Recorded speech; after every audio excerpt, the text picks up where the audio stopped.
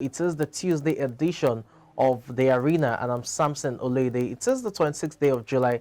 There's so much to look forward to, not just in terms of football, but also in other sports. Tobi Amusan, that's the name on everyone's lips at this point in time. For every Nigerian, that is the name that is on in terms of reckoning. That's the name to go to when it comes to Nigerian athletics. The poster girl, the world record holder. You can go on and on. Nigeria's first world champion in how many years? Yes, she was able to get it done. Talking about the 100 meters hurdles at the just concluded World Athletics Championship at Oregon in the United States. 12.12 seconds in the semi-final, which smashed the world record posted by Kendra Harrison in 2016, which stood at 12.20. But this time around, it was Amusan who made it count. The most, talking about the semi-final of the 100 meters hurdles women's category, posting the time of 12.12 seconds. It must be said that she went on to win the final, posting another world record of 12.06 seconds, but that was not officially recognized, as it was assisted by what is known as tailwind. So the wind had a part to play, and when measured, the influence of the wind exceeded the limits. Hence, the 12.06 seconds that she posted during the final en route to winning the gold medal was not recognized. But officially, that which is recognized is the one she posted, or clocked rather, during the semi-final, which is 12.12 seconds. For Tobi Amusan, this definitely has been in the reckoning. She posted 12.41 seconds during the Nigerian trials, which was an African record, and during the heat of the 100 meters hurdles just days back, she posted 12.40 seconds, going 1 second, 0.1 seconds better than her previous mark. And in the semi-final, she ended up shattering the world record, 12.12 seconds. This is quite remarkable for the 25-year-old, and she got the monetary reward of $100,000, which is right there on your screen. For every world record holder at this year's World Championship, they went home with $100,000. If you convert that to naira, that's roughly about 665 million naira going to Tobi Amusan for our exploits or our heroics. Talking about the tracks, it's quite commendable at this point in time what she has done, and barring any career-threatening injury, there's every possibility that she can go sub 12 when it comes to the 100 meters hurdles. Quite an impressive race, ran so well, brilliantly. You just have to give her a flowers at this point in time. And she has received so many congratulatory messages from politicians down to the presidency, even from fellow athletes. It's quite commendable what she has done. Let's just hope that this is the beginning of something better in terms of faster times for Tobi Amusan when it comes to the 100 meters hurdles. Well, let's still talk about the Tobi Amusan, but this time around we'll be talking about it from the angle of the super spikes, and that's about the controversy that has rocked athletics world for some years, but it resurfaced once again, especially during the semi-final of the 100 meters hurdles, and that's because of the fast times that several athletes posted.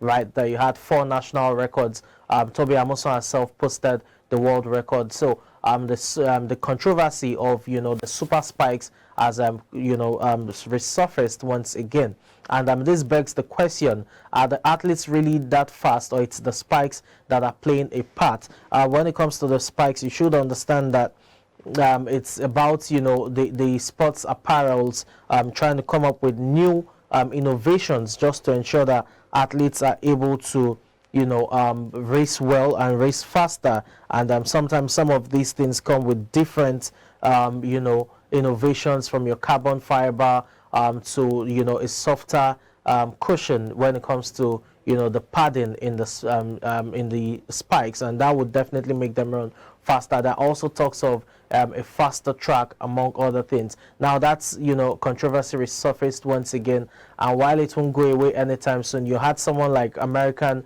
legendary athlete Michael Jordan, who is a 4-time Olympic champion, say that he acknowledge that he doesn't believe those times were accurate as a result of, you know, the fast times that were posted, especially during the 100 meters hurdles. And as you can see right there on your screen, you have Nike's Super Spike shoes with several you know, benefits for athletes, especially. Now you want to ask yourself what the Super Spike shoe is. It's not only Nike, you have Puma as well doing the same thing. You know, you have the Puma Evo Speed Future Faster. That also comes with the carbon fiber plates in it, but that of Nike is more prominent. And to even aid athletes in terms of their pace, you even have rival athletes sign up for you know, run rather in Nike shoes or Nike spikes. So it just shows you that the sports apparel world is definitely getting a bit controversial when you have an Adidas athlete, for example, running in a Nike spikes just because he needs that advantage. But it is what it is. The questions will definitely remain as long as it's within the ambits of the law of the sports. Then it is definitely permitted. The spikes are not just your ordinary spikes. They definitely come with so many, you know, assorted innovations just to ensure that the athletes are able to run very well. And that's, you know, resurfaced when but Tobi Amusan was able to post or clock that record time of 12.12 seconds during a semi-final hit. So she's not the only one. As I said earlier, you had four other nationals, 4 other athletes during the semi-final also post national records, and the questions regarding why athletes should continue using the super spikes. But it's here to stay, and let's see how the athletics world, you know, reacts to that in due time. Let's move away from there now and talk about the Rams. Now it's all about, you know, the rings for Super Bowl for most athletes from your NBA. Whenever they play for the championship, beyond all of that, they also look forward to, you know, the rings that they get to wear. And for the Los Angeles Rams, that is the issue at this point in time, having unveiled their Super Bowl rings following their win over the Cincinnati Bengals, 23-20 points that ended. Now, many pro athletes compete to rock the gaudiest and most expensive pieces of jewelry, as well as pass them down to their generations like priceless heirlooms. Now, it must be said that it is not some championship trophy that is encased in a glass at the team's headquarters or a museum, but rather it is a portable metaphor guaranteed to stop traffic in any social or business situation. Now, the power of the bling was also on display once again as the Los Angeles Rams players, coaches, and staff were awarded their Super Bowl 56 championship rings. As usual in the sports arms race, the Rams had to make sure their championship bubble was bigger and better than those before it. The ring features 20 carats of white diamonds for the heaviest weight in sports history. On the outside, they are personalized with the name of the player or coach and the team's winning score over the Cincinnati Bengals. Inside are the game scores from the Rams' playoff run, and it also features a twist off top with a mini Sophie Stadium inside, as well as pieces of the game-winning ball and Sophie stuff. Now, the club tweeted a video of quarterback Matthew Stafford and Super Bowl MVP Cooper Kupp showing them off to friends and families with the caption, "Some really big rings."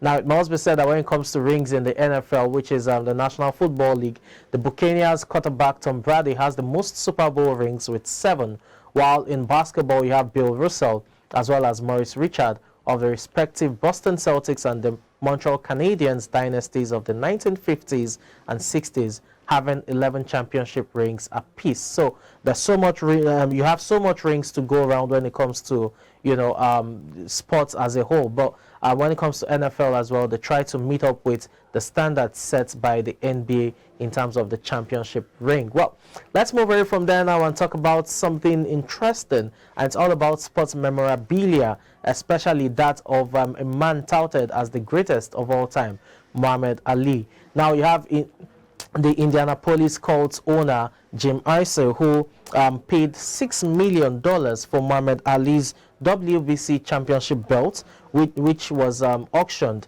He paid $6 million for that at auction, and this is the WBC belt that Muhammad Ali won during his 1974 Rumble in the Jungle bout over, you know, against George Foreman. Remember that bout, Rumble in the Jungle? So that was a bout that, you know, Muhammad Ali defeated George Foreman with the rope-a-dope tactics. right there to knock out George Foreman in the 8th round of that bout. So the belt, WBC belt, went for $6 million, and it's Indianapolis Colts owner Jim Irsay who bought it off the owner. Now, the belt sold in 2016 for $358,000.